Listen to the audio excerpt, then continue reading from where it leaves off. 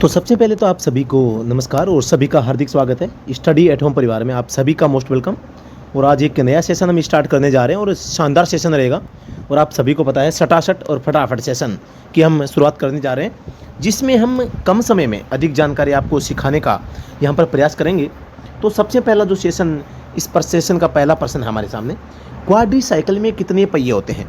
Quadri cycle में यानी quadri cycle में एक पहिया आगे पीछे साइकिल होती है। अब क्वाड्री साइकिल में क्या होगा, एक पहिया यहाँ होगा और एक यहाँ होगा, तो ये क्या हो जाएंगे, 4 पहिए हो जाएंगे। ऑप्शन नंबर सी इसका करेक्ट जवाब हो जाएगा।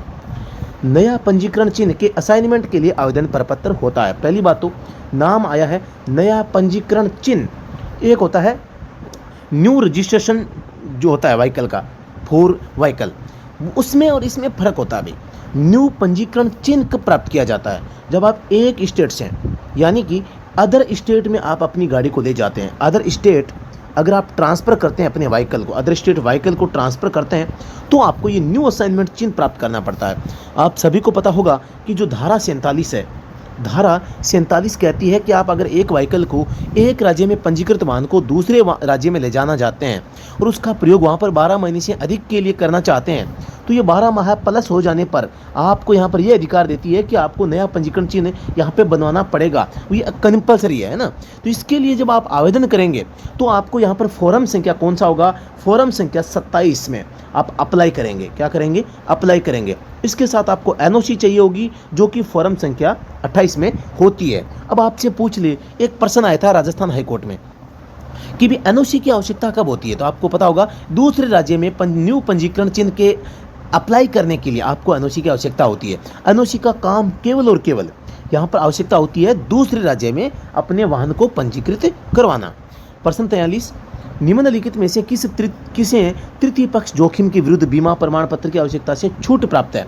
केंद्र सरकार के वाहन, राज्य सरकार के वाहन, स्थानीय प्राधिकरण वाहन, उपरोक्त सभी। यानी कि ऐसे कौन से वाहन हैं जिनको थर्ड पार्टी बीमा के जोखिमों के विरुद्ध जो बीमा बनवाते हैं, इंश्योरेंस करवाना कंपलसरी होता है, लेकिन कुछ वाहनों को इंश्योरेंस से यहाँ पे छूट दी गई है।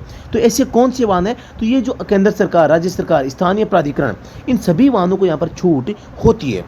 प्रश्न संख्या 44, यदि कोई व्यक्ति अपनी जानकारी में किसी बीमारी से पीड़ित है तो मोटर वाहन चलाने पर अधिकतम जुर्माना क्या है?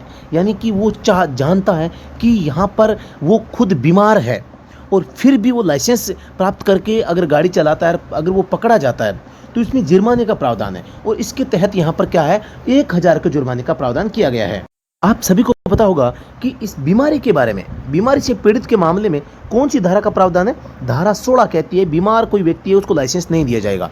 अगर प्राप्त कर लेता है, बीमार है, फिर भी गाड़ी चलाता है, तो ये एक अपराध है और ये धारा 186 का उल्लंघन माना जाता है। इसके तहत प्रथम बार में 1000 का जुर्माना होता है, दूसरी बार में 2000 का होता है। समझ गए ना? समझ में आ रहा है ना? अधिकतम जुर्माना क्या है? यदि कोई व्यक्ति मोटर वाहन चलाता है जिसका उपयोग धारा 39 के प्रावधान के उल्लंघन में किया जाता है, यानी कि एक ऐसी गाड़ी चलाता है जो धारा 39 का उल्लंघन करती है, तो जुर्माना क्या है? यहाँ पर आप सभी को पता होगा धारा जो 39 है ये कौन सी, मतलब किसका उल्लंघन करती है? बिना आरसी, यानी बिना आरसी अगर आप गाड़ी चलाएंगे तो यहाँ पर आपके ऊपर जुर्माना लगाया जा सकता है। और वो भी किस धारा के तहत? यहाँ पर धारा 192, धारा 192 यहाँ पर 2000 से 5000 तक का जुर्माने का प्रावधान यहाँ पर करती है। तो यहाँ पर कौन सा जवाब इसका सही हो जाएगा? यहाँ पर 5000 रुपये इसका सही आंसर हो जाएगा। तो अगले प्रश्न पे चलते हैं। प्रश्न समझ में आपको आ रहा होगा। M2 की श्रेणी का अर्थ क्या होता है? M2 आप सभी को पता है जो वाहन होते हैं L, M और N 3 कैटेगरी में बांटे गए हैं। तो L कैटेगरी जो होती है 2 पहिया 3 पहिया वाहनों के लिए, M कैटेगरी यात्री वाहनों के लिए, N कैटेगरी माल परिवहनों के लिए होती है। इसमें भी M कैटेगरी को कई M1, M2, M3 कैटेगरी में बांटा गया है। तो M2 कैटेगरी जो है वो किसके लिए है ये आपको बताना है। तो यहाँ पर जो M2 कैटेगरी है 5 टन से कम इसमें जो यहाँ पर है वो भार होता है। पहली बात तो 5 टन आपको याद रखना है, 5 टन से कम होता है। साथ ही आपको यहाँ पर ये ध्यान देना है 8 या 8 मतलब कि चालक की सीट के अलावा 8 या अधिक सीटों वाले यात्रियों को ले जाने के लिए इस्तेमाल इसका किया जाता है। साथ ही 5 टन इसकी लिमिट होती है। ठीक है, 5 टन से कम इसका वजन होता है। यानी वजन टन में पूछे ना, टन में पूछे तो 5 टन से कम होता है। और सवारियों की पूछे तो चालक के अलावा 8 से अधिक इसमें यात्री बैठ सकते हैं। ऑप्शन डी इसका राइट आंसर हो जाएगा। प्रश्न 47 है, अंतर्राष्ट्रीय ड्राइविंग परमिट की वैधता की अवधि, यानी कि IDPP IDP international driving licence नहीं बोला जाता, परमिट बोला जाता है। तो इसकी अवधि क्या होती है, यहाँ पर अवधि इसकी 1 साल के लिए होती है। अप्लाई की बात करते हैं, अप्लाई कौन से फॉर्म में करते हैं, कोई अगर किसी को भी पता है तो आप कमेंट सेक्शन में आप बता सकते हैं। फॉर्म संख्या 4A में अप्लाई करते हैं। जारी कौन सी में होता है, फॉर्म संख्या यहाँ पर 6A में ये जारी किया जाता है। साथ ही दोस्तों अंतर्राष्ट्रीय जो ड्राइविंग लाइसेंस होता है इसकी जो वैधता होती है 1 साल होती है।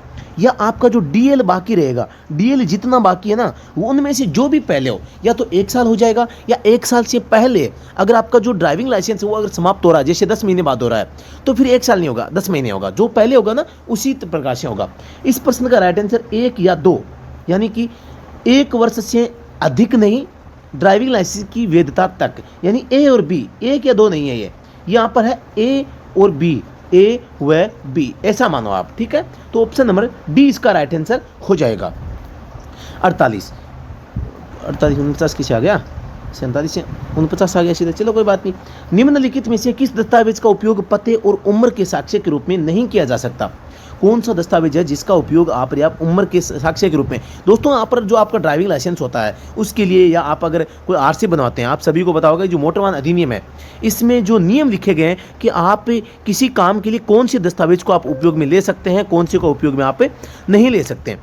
तो इसी के अनुसार यहाँ पर मैं आप सभी को बताना चाहूँगा, इसके लिए निम्नलिखित में से किस दस्तावेज का उपयोग पते और उम्र के साक्ष्य में, पते और उम्र के रूप में कौन कौन से काम में ले सकते हैं, जैसे कि आप एक तो पे स्लिप ले सकते हैं, पे स्लिप, ठीक है। एक आप स्कूल का सर्टिफिकेट कोई हो, स्कूल का ले सकते हैं। आप बर्थ सर्टिफिकेट ले सकते हैं, जन्म प्रमाण पत्र होता है। आप कोई मेडिकल डिक्लेरेशन या मेडिकल से संबंधित जो भी होता है ना, या राज्य सरकार के द्वारा अगर कुछ जारी किया गया है, राज्य सरकार कोई भी अगर प्रमाण पत्र जारी करती है तो वो भी आप काम में ले सकते हैं, ठीक है। तो यहाँ पर जैसे कि सही कौन सा हो जाएगा, पासपोर्ट का इस्तेमाल कर सकते हैं, मतदाता सूची का कर सकते हैं, जीवन बीमा पॉलिसी का कर सकते हैं, लेकिन बैंक पासबुक का प्रयोग यहाँ पे आप नहीं कर सकते पते और उम्र के रूप में।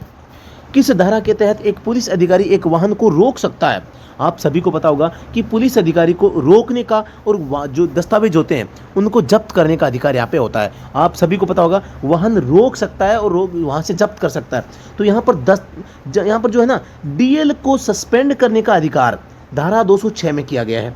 धारा 207 में यहाँ पर क्या है, जो है एक अधिकारी है जो वाहन को रोक सकता है और जब्त भी कर सकता है। किस लिए, क्योंकि अगर आपकी गाड़ी में RC नहीं है, DL नहीं है, या परमिट नहीं है, या फिटनेस नहीं है, या आपके टैक्स आपने नहीं भरा है, या PUCC नहीं है, ये दस्तावेज अगर नहीं होते हैं तो वो चाहने पर आपके वाहन को रोक सकता है तब तक जब तक आप उसको दिखा नहीं देते, अगर वो चाहे तो, है ना। इन चीज़ों के बारे में आपको थोड़ा सा देखना है।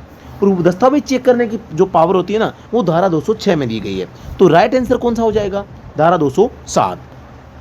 प्रश्न संख्या आपकी 51 है। किसी भी व्यक्ति को परिवहन वाहन चलाने के लिए लर्नर लाइसेंस नहीं दिया जाएगा जब तक कि उसके पास कम से कम हल्के मोटर वाहन चलाने के लिए ड्राइविंग लाइसेंस न हो। और ये बात किस धारा में बोली गई है, ये आप कमेंट सेक्शन में बता दो। मोटर वाहन अधिनियम है, इसकी कौन सी धारा है जिसमें ये लिखा गया है कि किसी व्यक्ति को तब तक आप हेवी लाइसेंस के लिए लर्निंग लाइसेंस नहीं देंगे जब तक उसके पास में LMB का लाइसेंस कितना पुराना न हो। तो इसमें 1 साल का नियम होता है भाई।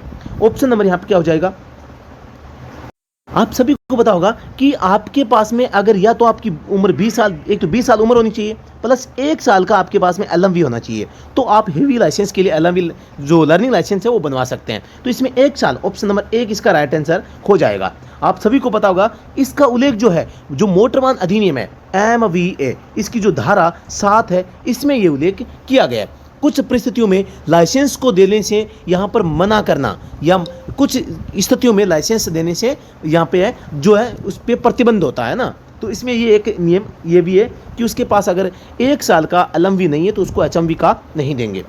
प्रश्न 52, निम्नलिखित वाहनों में से किस वाहन के लिए परमिट आवश्यक नहीं है। केंद्र सरकार के स्वामित्व वाले कोई भी परिवहन वाहन, राज्य सरकार के स्वामित्व वाले कोई भी परिवहन वाहन, मोटर वाहन विभाग के स्वामित्व वाला कोई भी परिवहन वाहन, और ये सभी। तो यहाँ पर राइट आंसर हो जाएगा ऑप्शन नंबर डी। यानी कि जो ये तीनों है ना, इन सभी को यहाँ पर किसकी आवश्यकता नहीं है, परमिट की आवश्यकता यहाँ पर नहीं होती है। अब दूसरी बात मैं आपको बताना चाहूँगा, धारा 66 जो है ये कहती है कि यहाँ पे परमिट की आवश्यकता होती है, लेकिन जैसे कि कोई दमकल की गाड़ियाँ हैं, दमकल आग बुझाती है, रोगी का कोई वाहन होता है, रोगी का वाहन होता है, पुलिस होती है, ठीक है। इसके अलावा जैसे कि कोई शवयान होता है, शवयान, ठीक है। इसके अलावा कोई ख़राब वाहन होता है, जिसको सही करवाने के लिए अगर आप ले जा रहे हैं, खराब वाहन होता है, या आपातकालीन जो वाहन होते हैं ना, आपातकाल में जो काम करते हैं, इन सभी जो वाहन हैं इनको परमिट की आवश्यकता यहाँ पर नहीं होती है। अगले प्रश्न पे चलते हैं। परमिट की अवधि क्या होती है? परमिट कितने समय के लिए दिया जाता है? तो सामान्यतः परमिट है वो 5 साल के लिए दिया जाता है, लेकिन बात करते हैं अस्थायी परमिट, टेम्परेरी परमिट दिया जाता है जो कि 1 से 4 महीने तक दिया जाता है। 4 महीने तक, एक कम से कम 1 माह, अधिकतम 4 माह। एक विशेष स्पेशल परमिट होता है, वो दोस्तों यहाँ पर 4 से लेकर 12 माह तक दिया जाता है, आपको याद रखना है। अस्थायी परमिट धारा 87, विशेष परमिट धारा 88 के तहत दिया जाता है। अगले प्रश्न पे चलते हैं। थोड़ा सा टेक्निकल इश्यू आ गया है, हाँ उम्मीद करता हूँ आपको आवाज़ आ रही होगी। प्रश्न संख्या 54 आपके सामने आ चुका है। किसी भी सक्षम प्राधिकारी द्वारा कानूनी रूप से दिए गए किसी भी निर्देश की जानबूझकर अवज्ञा करने वाले किसी भी मालिक को अधिकतम दंड क्या होता है? यानी किसी भी सक्षम प्राधिकारी द्वारा कानूनी रूप से दिए गए किसी भी निर्देश को अगर कोई अधिकारी आपको आदेश देता है और आप उसका मानते नहीं है, तो किसी भी मालिक को अवज्ञा करने वाले किसी भी मालिक को, वाहन का जो मालिक है, उसको अधिकतम दंड कितना हो सकता है, इसके बारे में आपको यहाँ पर बताना है। बहुत ही शानदार प्रश्न पूछा है और कई बार ऐसे प्रश्न एग्जाम में अक्सर से पूछ लिए जाते हैं, तो ये बेसिक के कॉन्सेप्ट आपको होने चाहिए। तो अधिकारियों के आदेश की अवहेलना करना, आप सभी को पता है धारा 179 इसके तहत जुर्माने का प्रावधान है, 2000 रुपये का जुर्माना यहाँ पर होता है। ऑप्शन नंबर डी हो जाएगा। प्रश्न 55 है, यदि कोई व्यक्ति धारा 113 के प्रावधानों के उल्लंघन में मोटर वाहन चलाता है तो न्यूनतम जुर्माना क्या होगा? बहुत ही अच्छा प्रश्न है, आप सभी को पता है धारा 113 इसका संबंध है ओवरलोड। ओवरलोड गाड़ी चलाओगे तो जुर्माना है, आप सभी को पता होगा। ओवरलोड की स्थिति में धारा 194 लागू होती है और 194 में 20,000 का जुर्माना इंस्टेंट लगता है और प्रति टन, 1 टन अगर अतिरिक्त है तो उसके 2,000 से अलग से लगेंगे, 2 टन है तो 4,000 हो जाएंगे। तो यहाँ पर जुर्माने का आपको प्रावधान है, इसके बारे में भी जानकारी आपको होनी चाहिए। अगले प्रश्न पे चलते हैं। प्रश्न 56 है, श्रेणी एन का अर्थ क्या होता है? एन श्रेणी जो होती है ना, वो किसके लिए होती है? आपको सभी को पता है, मैंने बताया भी था।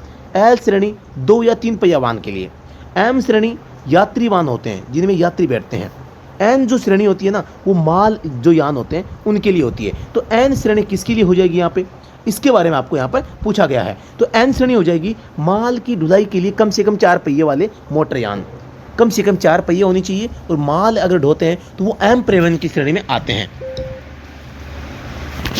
अगले प्रश्न पे चलते हैं। प्रश्न 57, मल्टी एक्सल के अलावा, देखो मल्टी एक्सल के अलावा यानी कि कोई वाहन है जिसमें 4 टायर होते हैं, इसमें 2 एक्सल होगी, लेकिन इसमें कई वाहन ऐसे होते हैं जहाँ डबल एक्सल होती है पीछे, तो ये 1 से 2 से ज़्यादा एक्सल होती है ना, इनको मल्टी एक्सल बोला जाता है। 2 से अधिक एक्सल है मल्टी एक्सल। के अलावा अन्य माल ढुलाई के संबंध में राष्ट्रीय परमिट वाहन के रूप में उपयोग के लिए अभिप्रेरित मोटर वाहन की आयु क्या होगी? ये पूछा गया है कि यहाँ पर मल्टी एक्सल वाहनों के अलावा अन्य जो वाहन है जो माल का परिवहन करते हैं और इनका राष्ट्रीय परमिट मतलब कि नेशनल परमिट जारी करवाना है, तो वो कितने समय के लिए? आप सभी को पता है यहाँ पर अगर मल्टी एक्सल वाहन है, मल्टी एक्सल के लिए 15 साल होता है और अन्य वाहनों के लिए अदर व्हीकल जो होते हैं इनके लिए 12 साल तक आप नेशनल परमिट जारी करवा सकते हैं। माना कि आपने 2 एक्सल वाला कोई वाहन खरीदा है और उसका परमिट आप नेशनल परमिट प्राप्त करना चाहते हैं, तो आपका वाहन जब तक 12 साल पुराना नहीं होगा तब तक आप उसका नेशनल परमिट है वो जारी करवा सकते हैं। तो यहाँ पर आपको ध्यान देना है कि अगर ये आपका जो वाहन है मल्टी एक्सल वाहन है तो वो 15 साल के लिए 15 साल तक नेशनल परमिट जारी करवा सकता है। तो इसका राइट आंसर हो जाएगा ऑप्शन नंबर डी 12 साल। अगला प्रश्न है, अगला प्रश्न हमारे सामने, ड्राइविंग लाइसेंस के नवीनीकरण के लिए आवेदन के साथ, ड्राइविंग लाइसेंस के लिए नवीनीकरण के लिए आवेदन के साथ आपको क्या देना होता है? Driving certificate, driving licence, learner licence, अनुभव प्रमाण पत्र। तो आप सभी को पता है जब भी आप ड्राइविंग लाइसेंस को रिन्यू करवाते हैं, आपको जो पूर्व में जारी किया गया जो ड्राइविंग लाइसेंस होता है ना उसको वहाँ पे जमा कर लेते हैं। इसकी जानकारी आपको होनी चाहिए, अगर नहीं है तो आप ध्यान रखना जब भी आप रिन्यू करवाएंगे तो आपका ड्राइविंग लाइसेंस यहाँ पे जमा हो जाएगा। अब मैं बात करता हूँ, आप ड्राइविंग जो लाइसेंस होता है इसको आप रिन्यू के लिए अप्लाई रिन्यू फॉर रिन्यू, ठीक है, रिन्यू के अप्लाई करते हैं तो आप सभी को पता है पहले इसके लिए फॉर्म संख्या 9 में अप्लाई किया जाता था, 8 में श्रेणी ऐड का होता था, 2 में आवेदन होता था, 4 में यहाँ पे जारी होता था। अब आप सभी को पता होगा इन चारों के जो होते हैं इन चारों फॉर्मों का जो यूज है, चारों की जगह फॉर्म संख्या 2 का यूज होता है केवल। ड्राइविंग लाइसेंस को रिन्यू करवाना हो, श्रेणी ऐड करवाना हो, घटाना हो, बढ़ाना हो, नया आवेदन हो, सभी प्रकार के आवेदन है फॉर्म संख्या 2 में यहाँ पर किए जाते हैं। तो यहाँ पर ऑप्शन नंबर बी इसका राइट आंसर हो जाएगा ड्राइविंग लाइसेंस। अगले प्रश्न पे चलते हैं, लाइसेंसिंग प्राधिकरण कौन है? लाइसेंसिंग प्राधिकरण वो होगा जो लाइसेंस को जारी करता है, लाइसेंस जारी करने का प्राधिकार वहाँ पे रखता है। तो क्षेत्रीय परिवहन अधिकारी होता है ना, वो आपके लाइसेंसिंग प्राधिकारी, लाइसेंसिंग अथॉरिटी जिसको हम अंग्रेजी में कहते हैं। ऑप्शन सी हो जाएगा। प्रश्न 60 है, अतिरिक्त पंजीकरण प्राधिकारी कौन होता है? यानी कि अतिरिक्त पंजीकरण है जो रजिस्ट्रेशन अथॉरिटी होती है वो किससे कहा जाता है? तो यहाँ पर संयुक्त क्षेत्रीय परिवहन अधिकारी होता है ना, इसको अतिरिक्त पंजीकरण प्राधिकारी भी इसको कहा जाता है। प्रश्न संख्या 61 है, ड्राइविंग लाइसेंस प्रदान करने के लिए सक्षमता की परीक्षा में आवेदक को छूट दी गई है, जो कि ड्राइविंग लाइसेंस प्रदान करने के लिए सक्षमता में परीक्षा में आवेदक को छूट दी गई है। जब आप ड्राइविंग लाइसेंस बनवाते हैं तो वहां पर ड्राइविंग लाइसेंस से संबंधित यहाँ पर पूछा गया है कि आपको टेस्ट में, सक्षमता परीक्षा का मतलब है आपको ड्राइविंग टेस्ट जो होता है उससे छूट दी जाती है। अगर आप किसी दूसरे देश में अगर आप मतलब ड्राइविंग लाइसेंस बनवा चुके हैं तो यहाँ पर आपका बिना टेस्ट है आपको ड्राइविंग लाइसेंस जारी कर दिया जाएगा। आप सभी को पता है जिनेवा कन्वेंशन 1949 जो सम्मेलन हुआ था ना, वो इन अंतर्राष्ट्रीय स्तर पर जो ड्राइविंग लाइसेंस होते हैं उनको लेकर हुआ था। तो यहाँ पर उसी का उल्लेख किया गया है, यानी सक्षमता परीक्षण की जो आवश्यकता है वो नहीं होगी। अगर आप किसी दूसरे देश में पहले से लाइसेंस प्राप्त कर चुके हैं तो आपको छूट यहाँ पर दी जा सकती है। ऑप्शन बी, किसी विदेशी देश में सक्षम प्राधिकारी द्वारा जारी ड्राइविंग लाइसेंस रखता है तो आपको यहाँ पर जो सक्षमता परीक्षा होगी उसमें आवेदक को छूट है वो दी जा सकती है। निम्नलिखित में से किस वाहन के लिए परमिट आवश्यक नहीं है? कौन सा वाहन ऐसा है जिसके लिए परमिट आपको आवश्यकता नहीं होती है? तो आप सभी को यहाँ पर ध्यान देना है, जिन वाहनों का माल वाहन सकल वाहन भार यानी कि GVW gross vehicle weight 3000 kilogram से अधिक नहीं है, उनको यहाँ पर परमिट की आवश्यकता नहीं होती है। कोई सी भी गाड़ी जिनकी जो पावर होती है ना, क्षमता होती है 3000 जो मतलब कि केजी से अगर कम है तो उनको परमिट लेने की आवश्यकता नहीं है। 3000 किलोग्राम आपको याद रखना है, ठीक है। ऑप्शन नंबर सी हो जाएगा। प्रश्न संख्या 63 है, स्टेज करीज परमिट के नवीनीकरण के लिए आवेदन पत्र किसके द्वारा निर्धारित किया जाता है? स्टेज करीज यानी कि मंजिली गाड़ी है ना, तो स्टेज करीज के लिए यहाँ पर केंद्र सरकार है, राज्य सरकार है, राज्य परिवहन प्राधिकरण है, क्षेत्रीय परिवहन प्राधिकरण है। तो इसके लिए जो नियम बनाती है तो वो कौन निर्धारण करता है? इसका जवाब हो जाएगा राज्य सरकार। Option number B. प्रश्न 64 है, अस्थायी परमिट की अवधि होती है, अभी मैंने बताया था अस्थायी परमिट होता है ना, इसको धारा 87 के तहत यहाँ पर जारी किया जाता है। धारा 87 अवधि की बात करते हैं 1 से 4 माह तक, कम से कम 1 माह है, अधिक से अधिक 4 माह है। तो 6 महीने से अधिक नहीं, 1 महीने से अधिक नहीं, 4 महीने से अधिक नहीं और 20 दिनों से अधिक नहीं, तो हो जाएगा 4 महीने से अधिक नहीं होता, 1 से 4 महीने तक होता है। अंतर्राष्ट्रीय ड्राइविंग परमिट का अर्थ है खालिस्तान द्वारा जारी किया गया लाइसेंस। कौन जारी करता है इसको? लाइसेंसिंग अथॉरिटी है ना, लाइसेंसिंग प्राधिकरण जारी करता है। ऑप्शन नंबर सी हो जाएगा। प्रश्न संख्या 66 है, डीलर द्वारा बिक्री प्रमाण पत्र जारी किया गया। डीपी ड्राइवर में ये प्रश्न पूछा जा चुका है भाई, बहुत ही शानदार प्रश्न है। तो बिक्री प्रमाण पत्र सेल सर्टिफिकेट के नाम से भी इसको जाना जाता है। और आप सभी को पता है फॉर्म संख्या जो है ना 23 में आरसी को जारी किया जाता है, आरसी जारी होती है, ठीक है। और यहाँ पर आपको पता है 22 नंबर जो है ना वो सुरक्षात्मक जो प्रकरण होते हैं गाड़ी के उनसे संबंधित रखता है। और फॉर्म संख्या जो 21 होता है ना, इसका जवाब हो जाएगा फॉर्म संख्या 21 बिक्री प्रमाण पत्र से संबंधित होता है। प्रश्न 67 है, मोटर कार में सीट बेल्ट पहनने के लिए सभी को कौन आवश्यक है? सभी को क्या मतलब कौन जिम्मेदार होता है इसके लिए? तो किस किस के लिए जो सीट बेल्ट लगाना है आवश्यक होता है? चालक, सामने बैठे यात्री, front face rear seated passenger, उपयुक्त सभी। ऑप्शन डी हो जाएगा राइट आंसर। यानी मोटर कार जो होती है उसमें किन किन जो व्यक्तियों को है सीट बेल्ट लगाना चाहिए? जिनका मुंह है आगे की ओर हो, यानी कि front face rear seated passenger. अगर पीछे की सीट पर अगर आगे की ओर मुंह करके कोई व्यक्ति बैठा है उसको यहाँ पर सीट बेल्ट की आवश्यकता होती है। सामने बैठे यात्री को भी है और चालक को भी है। ऑप्शन नंबर डी इसका जवाब हो जाएगा। प्रश्न 68 है, यह निर्धारित करने के लिए कि धारा 113 के उल्लंघन में वाहन का उपयोग किया जा रहा है या नहीं, एक वाहन को एक तोल उपकरण तक पहुंचाने के लिए अधिकृत अधिकारी कौन हो सकता है? तो एक मोटर वाहन विभाग का कोई भी अधिकारी जो होता है ना, लेकिन होना ट्रांसपोर्ट डिपार्टमेंट का चाहिए। ट्रांसपोर्ट डिपार्टमेंट का कोई भी जो अधिकारी है वो आपके वाहन को तुलवाने के लिए तोल नाके तक भिजवा सकता है। ऑप्शन नंबर बी हो जाएगा। प्रश्न संख्या 69, गैर परिवहन वाहनों के पंजीकरण की वैधता होती है, यानी कि जो निजी प्राइवेट जो गाड़ियाँ होती है, प्राइवेट व्हीकल, इनका जो पंजीकरण होता है वो कितने माह के लिए या साल के लिए वैलिड होता है? तो ये 15 साल के लिए होता है, आप सभी को पता होगा। ऑप्शन नंबर बी हो जाएगा। प्रश्न संख्या 70, यदि कोई व्यक्ति धारा 112 में निर्दिष्ट गति सीमा के उल्लंघन में मोटर वाहन चलाता है तो अधिकतम दंड क्या है? धारा 112 है वो गति सीमा से संबंधित है, क्या है, गति सीमा से संबंध रखता है। किससे? गति सीमा से। अब आपको पता है कि गति सीमा का उल्लंघन करेंगे धारा 183 लागू होगी, और धारा 183 कहती है कि अगर आप एलएमवी गाड़ी को तेज गति से चलाते हैं तो आपका 1000 से 2000 जुर्माना होगा, 1 से 2 तक, और अगर आप एचएमवी गाड़ी से अगर उल्लंघन करते हैं तो 2 से 4 तक होगा। तो यहाँ पर पूछा है, यदि कोई व्यक्ति धारा 112 में निर्दिष्ट गति सीमा के उल्लंघन में मोटर वाहन चलाता है तो अधिकतम दंड कितना हो सकता है? तो इसका जवाब अब यहाँ पर आपको ध्यान से सावधानी से करना है। भी मोटर वाहन का पूछा तो मोटर कार हो सकती है, तो यहाँ पर ऑप्शन नंबर 1 1000 हो जाएगा। अधिकतम दंड पूछा है भाई, अधिकतम दंड कितना होगा ये पूछा गया है भाई। तो लेकिन इसमें अब आपको ध्यान देना है कि इसमें जो ये मतलब प्रश्न है ये 2019 से पहले में एग्जाम रिव्यू में पूछा गया प्रश्न है। तो इसमें क्या है कि यहाँ पर ध्यान देना है भी 2000 का ऑप्शन ही नहीं है। अधिकतम दंड की बात करते हैं मोटर कार में तो 2000 होता है, लेकिन 2000 का ऑप्शन नहीं है, तो इसमें 1000 इसको मान लेते हैं। लेकिन आपको ध्यान है रहेगा कि अगर एलएमवी के लिए पूछे, अधिकतम पूछिए तो 2000 होगा, मिनिमम पूछिए तो 1000 होगा। वही बात एचएमवी में पूछेगा, अगर अधिकतम पूछे तो 4000 और न्यूनतम पूछे तो 2000 हो जाएगा। ये थोड़ा सा आपको यहाँ पर ध्यान रखना है धारा 183 में। अगले प्रश्न पे चलते हैं। अंतर्राष्ट्रीय ड्राइविंग परमिट के लिए आवेदन किया जाता है कौन से फोरम में? बहुत सिंपल प्रश्न है, मैंने अभी आपको बताया था। फोरम 4A में, तो अब यहाँ पर आप आवेदन करेंगे 6A में जारी हो जाएगा। तो राइट आंसर क्या हो जाएगा यहाँ पे? Option number 4A। प्रश्न संख्या 72, मोटर वाहन अधिनियम की किस धारा में गति सीमा का उल्लेख किया गया है? अभी आया था धारा जो 112 है ना, इसमें गति सीमा का उल्लेख किया गया है, और इसके उल्लंघन करने पर धारा 183 लागू होती है, और इसके तहत जुर्माने का प्रावधान यहाँ पर किया गया है। प्रश्न संख्या 73 आपके सामने है। वह अधिकतम जुर्माना क्या होगा यदि कोई वाहन का मालिक किसी ऐसे व्यक्ति को मोटर वाहन चलाने का कारण बनता है या बनता है जो उसके द्वारा धारा 112 में निर्दिष्ट गति सीमा के उल्लंघन में शामिल होता है।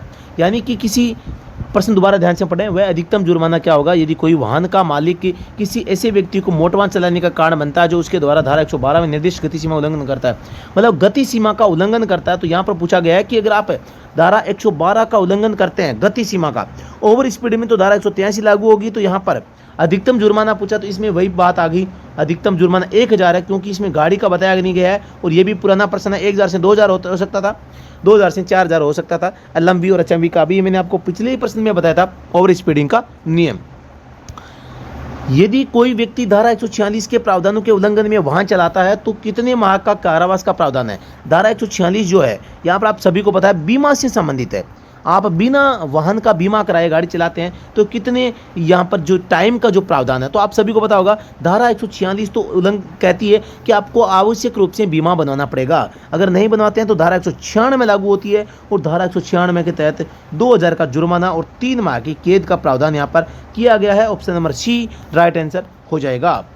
लर्निंग लाइसेंस जारी करने के मामले में प्रारंभिक परीक्षा आवश्यक होता है।